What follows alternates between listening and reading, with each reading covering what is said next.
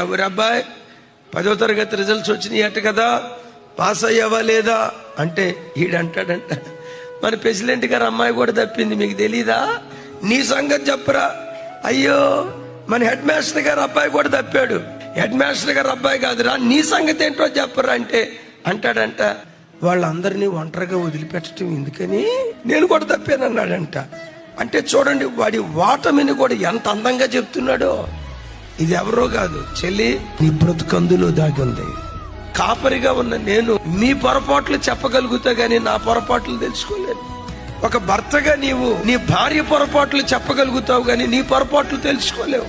ఏ మనుషుడైనా ఎదుటివాని పొరపాట్లు చెప్పగలుగుతాడు. తన బుద్ధిహీనతను దేవుని సన్నిధిలో తెలుసుకొని ఒప్పుకొని పశ్చాత్తాపడి విడిచిపెట్టగలిగిన ప్రజలు ఎంతమంది?